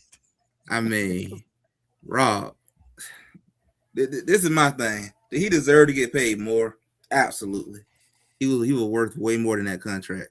But a max, I can't ignore what you did in the playoff, though, man. That part, I can't ignore that. I saw it, not 1, not 2, not 3. I saw it 3 times in the playoff where he just wet the bed and he didn't even try to clean it up. He just left it wet. That's it. You didn't try to clean it up. You pooped in your pants and then try to wash your pants and nothing. You just left it. That's what I saw you do all 3 of them years in that playoff. It was bad. It was bad. And it just, to me, this contract can end up being ugly if you don't step it up in the playoff. We can end up being right back here next year or 2 years from now saying, what the hell was Rob Pelinka thinking? This contract look horrible. You might be up there with De'Aaron Fox when I look at his contract, like, Lord forbid, who gave this man this money? But this was, to me, damn, Rob Pelinka, you let that man finesse you? I don't even want to go to the car dealership with you and see what they do to you in there. I can imagine when that general manager will see you walk in there, give him all the warranty. He's going to take it anyway. Give him everything. I'll pay more than sticker price. There you go. He'll even take the window detached warranty. We'll just make it up. He'll take it anyway. He'll buy it. We ain't got to worry about it. He ain't going to look at it. Put 20% interest rate on it. He going to still buy it. They're going to take advantage of you, and this is what happened. Austin Reeves, his agent did his job. So he MVP today. I don't know. If anybody else who still love Rob Pelinka, I got some Hennessy in my closet if you need it right now, because this should be enough to tell you. He ain't it, man. This man, your GM is failing you. If you don't win a championship with Luka, you know who to look at. Oh, yes, I do indeed. So funny because you mentioned the poop in the pants deal. I was actually on Facebook, and then they showed me a short from the past as far as when, if for those in wrestling, and I know Caleb, you're into wrestling like I am, and so are you, Legend. Sting from WCW in his glory days when he was a world championship. When Ric Flair beat him for a title, I don't know if it was the first or second time he did that. You can see clearly what happens sometimes in the ring when a wrestler slams another wrestler. So if you look for it, look for Sting, Ric Flair title change, Ric Flair winning the title, and see the poop in his pants as he won the title from Sting. I'm not kidding you, because he wore pink tights and there's a big poop stain on the back as he went. I was like, that's right. I remember seeing that back in the day. It was so funny. I just had to, I was laughing out loud remembering it. But that's actually a thing, because those guys, when they get slammed, sometimes you got to go. It just comes on out. But let's get back to another poop stain, Rob Pelinka. Calif, your thoughts? You've been a bigger supporter of Austin Reeves than myself. Again, I'm not interested in what happens in February. It's going to look great when there's, and everybody's going to be talking about how great it looks in February when him and Luka are scoring 70 points combined in a win over Miami or something like that. But how will it look in the playoffs is what I am concerned with. And for 3 straight playoffs, it hasn't looked great with Austin Reeves. And instead of just saying you should incentivize, or I'm going to make it worth your while, or something like that, they got nervous. They pulled out the country music. They pulled out the AR pillows, and they said, you know what? You write your own check, AR, and however much you want, we're willing to spend. And I think that was a bad mistake. I understand people talk about the cap hold, the beloved first-year cap hold, Caleb. I've been told ad nauseum about this first-year cap hold. Oh, yes, it's only 21.6, and everything above it doesn't count against the cap. Okay, what does it do for year 2 and year 3 and year 4 if he doesn't play up to those contracts? What's the worst thing that happens when you have a player that doesn't live up or play up to that heavy-duty contract? Like, San Antonio. We talked about San Antonio with De'Aaron Fox. That may not be the freshest contract come year 3, 4, and 5 of that extension. So your thoughts, my friend, on Austin Reeves. Again, you've been more positive on Austin Reeves than I, but even you see some issues with Austin Reeves committing to an Austin Luka backcourt for at least 4 years. Yeah, definitely. I'll start with, for some something of comfort, I don't think it's the worst contract that was given out this week. I still think Trae Young takes that designation personally. Oh yeah, no, I think I agree with you. Yeah, it's not the worst contract. Legend, do you agree? The 5.219 or 5.215 for Trae Young was the worst. Yeah, I think it might be about tap for tap. How bad it is. It might be about the same to me. But this, to me, what makes it, I almost want to say all 3 might end up being, his might be worse, so we're going to see after year 1. But what makes it, to me, feel so tap for tap is the fact that we've seen what happened every single year in the playoff, and you continue to just, put the shades on. Oh, I don't see it. I'm just going to, they're going to give you the money. We'll be okay. We'll overcome it. That's what it feel like what's happening. I'm ignoring what is right in front of me, and let alone you went and got some pillows with AR name on it. You know what? Yeah. Go ahead, Caleb. So my thing with Reeves is not that he is a max contract player. He's not. But that's not really how it works, unfortunately. Like, the market was going to dictate that he is a max player. Like, he's going to go out and he's going to get a max from Detroit or Brooklyn or whoever wanted to give him the max. There's multiple teams reported as interested. So if you're gonna risk that, you can, and maybe you call his bluff and say, we know you want to be in LA. We know you like playing with Luka. We know you're friends. We know you like playing golf. We know you don't want to leave. So maybe call his bluff a little bit, and that's the risk you run.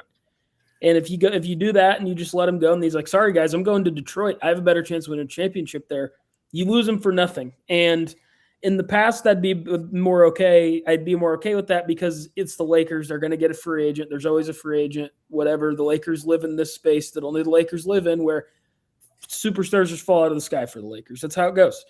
But free agency doesn't really exist anymore. Like Austin Reeves was the best free agent this year, and we know how we've been talking about Austin Reeves on this show, and he was easily the best guy in the free agent market that wasn't LeBron, who's 4,000 years old. So to me, it's just about keeping the asset alive as much as anything. And while it's frustrating to pay Austin Reeves $45 million a year, there's no doubt. I don't think he's worth $45 million a year. He's going to struggle in the playoffs when he gets switched on to Shea's or Dylan Harper's or Booker's or insert elite West guard that is they just come out of the woodwork. Edwards, yeah, maybe LaMelo Ball. Guy after guy, right? He's going to get switched on to. But I just think this is about keeping the asset alive because I think having him is more valuable than not having him, despite the contract, because he is really good. He's going to be able to be a matching salary in a future star trade for someone who wants to come to the Lakers. And we're seeing now guys like Reeves have more value than they've ever had. Guys like Julius Randle getting moved and wanted by someone.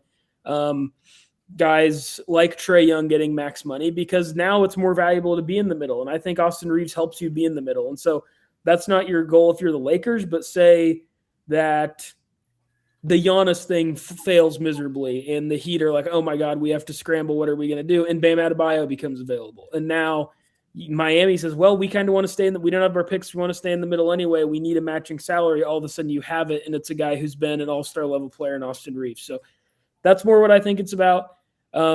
Stomaching paying Austin Reeves that much money isn't going to feel great. And he's not worth that much money. But the market kind of dictates how much guys are worth. And every indication is he was going to get max money from someone if it wasn't the Lakers. And so I get it. I get the frustration. I get not thinking that this is leading the Lakers to being a championship team because it's not. And the Lakers aren't a championship team. But frankly, I think the best way for the Lakers to become a championship team is to have a trade pop up, and you're going to need some bait to throw back. And you're going to, more importantly, need contracts to throw back. And Reeves is your best option for that because Reeves is, you say 20-point a game score. Before he got hurt last year, he's averaging 28 points a game. Like, he is an elite scorer in the NBA. And so the past year's playoffs, I can't defend. This year's playoffs, that's just not a good spot for him. He's coming off injury and he's going straight in against the Thunder's pack of Velociraptors, Wolves, whatever you want to say their defensive guards are. So that just wasn't a great situation for him. And I thought he played well in the elimination game, to be fair to him. I thought he was about the only Laker who did, really, other than Rui. Every time he shot the ball, it went in. But I think that with Reeves, again, for the 400th time for me, like I've said on this show, other shows, it's just about having that asset and having a contract to trade. And if you just let him walk, which is what's going to happen, he's just going to go to Detroit for the max. You don't have it to trade in the future. So it's going to be hard to stomach, but it's also necessary in my opinion. I don't know there's just not a better alternative. Similar to the Dort conversation earlier, where I don't think trading for Lou Dort's the best thing in the world. I wouldn't want to trade anything value for Lou Dort if I was the Lakers, but you need people who can play defense. And you need people who can score 28 points a game next to Luka Doncic, because the second best free agent, you're going to throw money at Mitchell Robinson or someone like that who's going to come in and give you 9. And so you need a co-star. He was the most readily available co-star. And with where contracts are going, $45 million is a lot, but I think it's going to be movable in the right situation at least. So the sticker price seems really gross and big, but I think this is just kind of what it is. Unfortunately, this is where the league is. This is what it's like to have to be in a competing team. You can't let guys go when you have Luka on your team. And just to show I'm not making this up, this was reported by Brett Stiegel. The Lakers apparently went over the top in their meeting with Austin Reeves to sign him now. Shams Charania said on ESPN that after the NBA Finals, LA ownership met with him and not only played his favorite country music, Stefan Piscano, but they had personalized AR initialed pillows in the meeting. And you wonder why I hate Rob Pelinka as the GM. I don't hate the guy. I hate him as my GM. Detroit put this much pressure on them? Boy. Evidently indeed. But I would have preferred a sign and trade with Detroit I know he's not worth that contract either, but if you did a swap dollar for dollar with Jalen Duren, I would have taken that. But again, Duren is not worth the 45 million, but that's what he might get as well.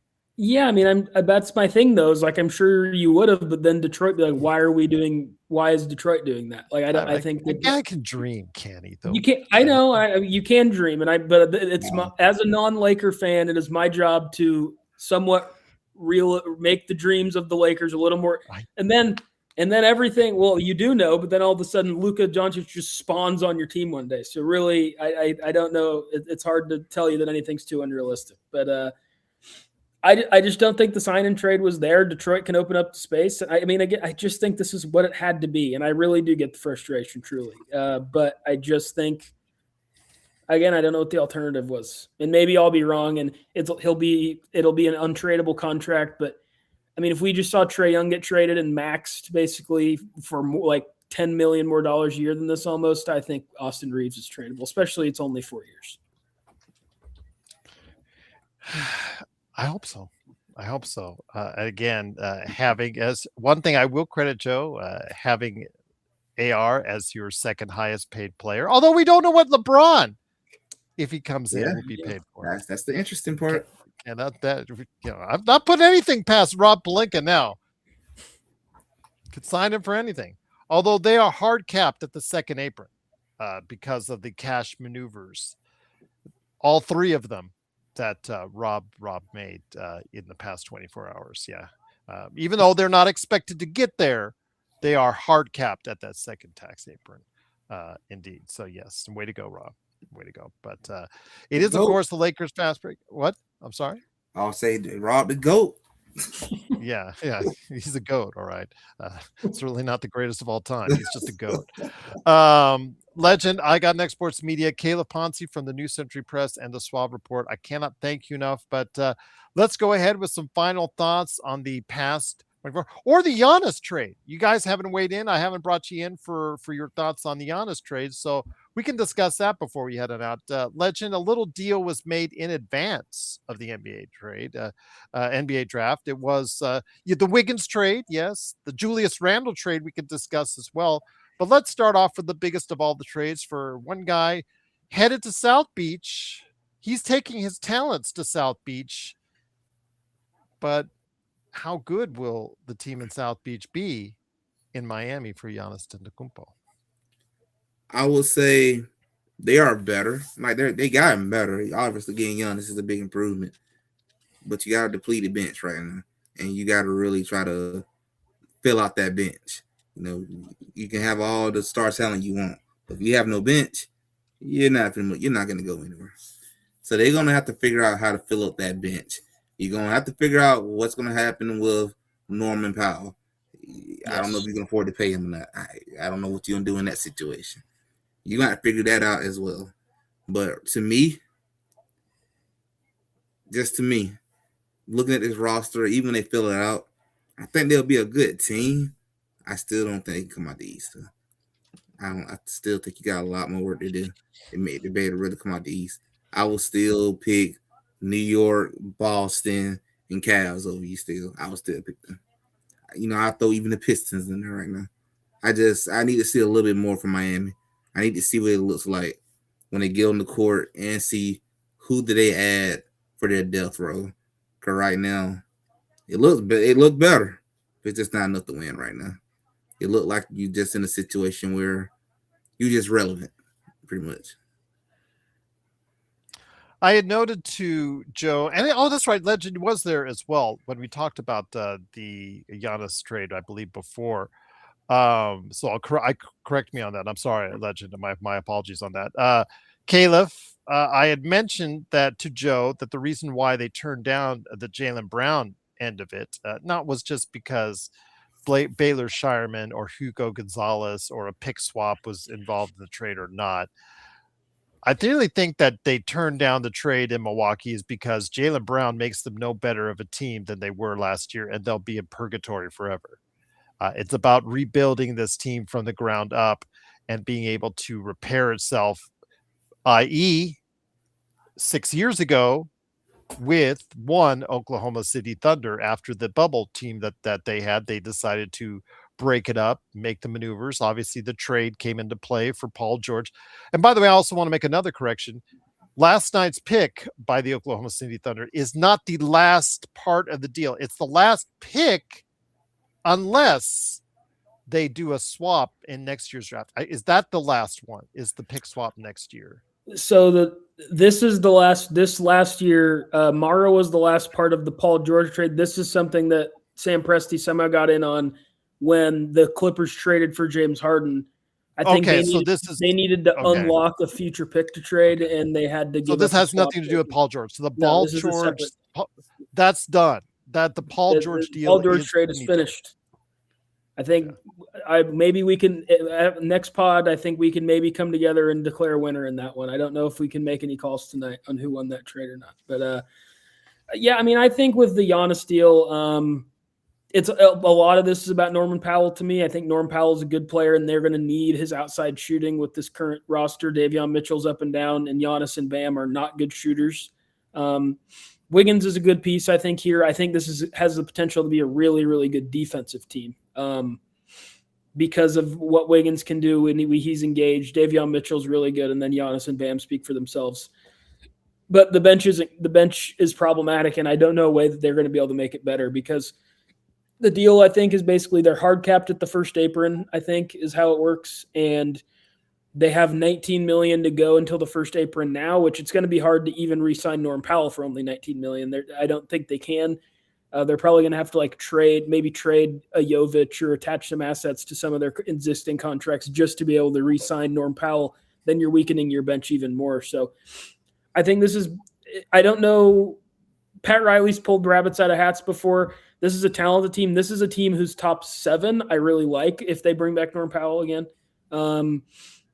But after that, it gets really dicey. And we're seeing with the NBA right now, you got to have after that. You can't just roll out 6.5 guys anymore and call it good. Because I think their starting lineup and maybe even Bobby Portis, if he can maybe play a little bit better. And I don't mind Jovic. I mean, they have some guys who are halfway interesting, but there's nothing we've seen yet. And so I think it's a good move for Miami just because they kind of are maybe the one other team that lives in that Laker land where hey man, you can just get someone to come to Miami. People want to complain in Miami.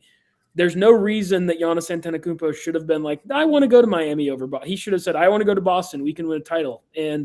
But because they're in Miami, he's like, oh, I'll go to the Heat. That's fine, whatever. And so that's kind of the world they live in. And when that's the case, nothing's consequences are as big. But I don't think this is a championship contending team. I think it's a fun team that could win a round, maybe 2 if they get the right matchups, though.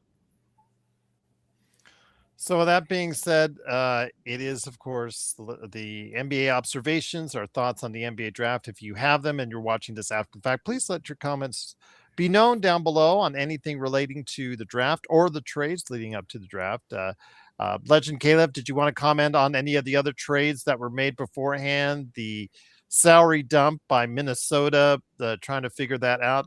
I tried to cheer up everybody, earlier today and said Tim Conley is available in 1 year, by the way, just to let everybody know, because obviously they've made the edict in Minnesota to go ahead and cut some deals because their ownership isn't the most well endowed financially. I'll just leave it at that. They're about to get LaMelo Ball, so we'll see. We'll see.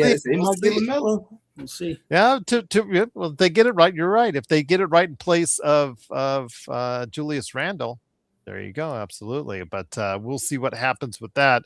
But Legend, any last thoughts, my friend, on the draft, the week that was, and what's going on with I Got Next Sports Media before we head on out?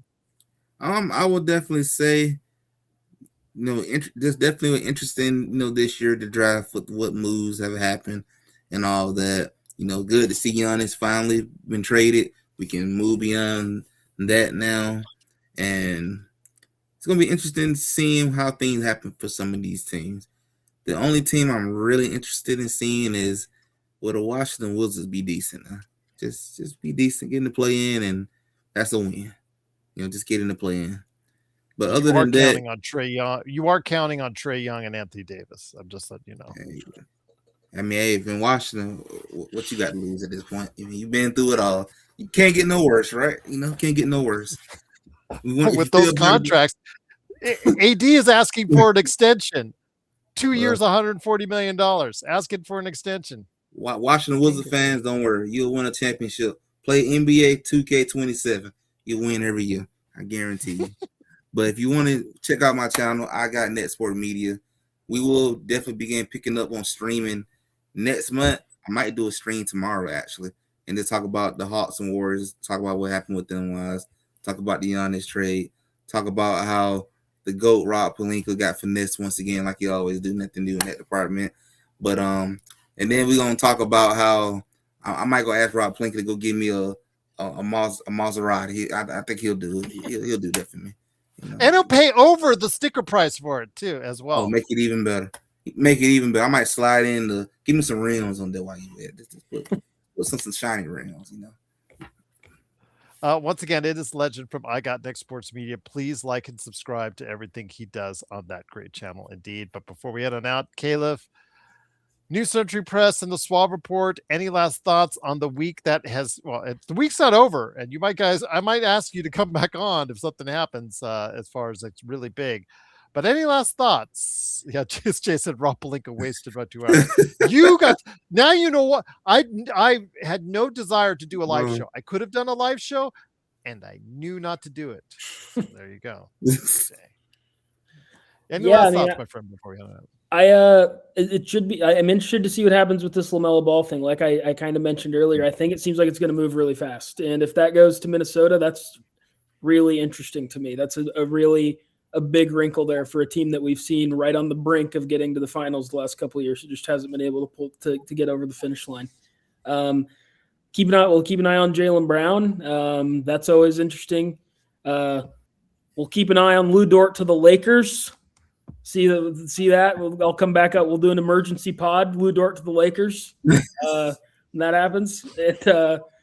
Other than that, I don't know. I don't know. You want to talk about Rob Pelinka Venom? That'll bring out some Rob. Oh man, he better not come out of his house if he trade the your own Draymond Green. Yeah, the members of the Lakers Fast Break chat he better not come out of his house if they trade for Lou Dort. He's going to be in danger. But yeah, so I mean, keep an eye on that stuff for sure. I'll be back on here talking about whatever happens, and then keep an eye on stuff at Swab Report for me, my guy who works with me, DJ, and Adam. That we all do really good stuff over there. So yeah, just keep an eye on all that, and you'll hear from me here soon because I think there's probably going to be something that we need to talk about by the end of the week based on how the stuff is moving. Might be indeed, but over under on the shot attempts if LaMelo is on the same team with Edwards. Over under between those two. Always shot over. attempts. Always over over 60. shot attempts. I'd say over 60 or over 55. I'd say over 55. 53 and a half. I'm taking the over, and I'm also taking the over on 53 and a half turnovers per game. Oh, I almost forgot. Everybody get y'all pre-order. GTA's pre-orders releasing them. Oh my gosh. $80 for the standard edition and $100 for the limited edition, which is not going to be limited because guess what? There's no disc in the box. It's just a code. So the that's physical sold out on copy, Amazon right now. Yeah, I believe it. That's so the physical copy is not a physical copy. B, supposedly it adds more to the story or more content, and a lot of the content means that some of the shops or areas in Vice City you will not have access to, and you paid $80 and you will not have access to it. So God forbid you can't go to that shoe store or that dress store to close up your gangster before he robs a liquor store in GTA 6. So God forbid indeed. But again, geez, 2K, you know what? For all the ways, people, 2K gets a lot of crap. Yeah. But they do make the money. You keep buying the microtransactions on the 2K games. It is your fault, consumers. It is your fault. You've made them rich. And they're going to do it again. They're going to keep on doing it with GTA 6. Indeed. I'll get it when it's $19.99, 5 years from now, 7 years from now. It won't be another GTA for another 13 years, bro. That's fine. I'll just get it down the line when and it's all finished and I get it for $20. That's probably the best time to get it because again, what are you missing? When GTA Online is not even coming out with it. They're waiting another period of time like they did with GTA 4, GTA 5. Again, they just don't get it. They could do anything that they want except for what is right for the consumer. Oh, Rockstar. Yeah, just crazy. It's just absolutely crazy. And they can get away with it too and charge more for people because suckers born every minute. Yeah. Every minute, indeed. So yeah, don't get me started on that one. I have the Cosmos to do for that one. Yeah. Oh yeah. I got a rant on that one coming up for the Cosmos next time I get a chance to talk about it. But it is, of course, Legend from I Got Next Sports Media. You didn't pre-order it, did you? Oh, I had free money I used to get mine. Okay. Okay. All right. Calif, are you pre-ordering 2K? I have not yet. I game share with one of my friends, so all the games are half off for me. So I'll pay. I'm good, but right. I don't know what our plan is yet. I kind of just do as I'm told. He's more into the video game stuff than I am. I just kind of play them for go on my way. I'll stick to this. Actual disc came in the case. Yes, actual disc came in the case. Yeah, what a concept. What a lot of people are talking about that game too. A lot of people are really liking it. It's really good. I'm just going through it slow. But I am in chapter 4 now. It's really good. I am just having a great time with it. It is a love child to Uncharted and Hitman. You can see the influence of both those games in it, and it really is telling a great narrative. It is a little slower to get into beginning, but it is worth the wait. If you're really into story immersion, it is good, and it's one of the better James Bond stories, period. In gaming or otherwise for the movies, or books in quite some time. So yeah, I recommend it. I recommend it indeed. JSJ said he would rather order Halo. Yes, Halo Combat Evolved, which comes out late next month. Stefan Bacano says, how does Legend get all of this free stuff, tickets, games? Same way here in Vegas. It's not what you know. It's who you know. Who you know, indeed. All right, once again, it is Legend from I Got Next Sports Media, Calif Poncy from the Suave Report and the New Century Press. Please follow them and support them. I might have these guys back on soon if something really, really big breaks. Because coming. You know I am rooting for LaMelo Ball trade to Los Angeles. Oh, I don't think it would make the Lakers any better. I just wanted to piss off Joe. That's all I would want. Hey, LeVar Ball will be back.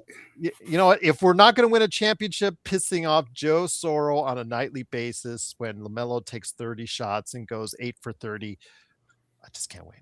That would just be priceless. Yes, absolutely, indeed. So again, make sure you go ahead and check us out on the Lakers Fast Break, because always we have the best for you with the Lakers Fast Break, and also as well, whenever we go ahead and provide you the best in NBA observations.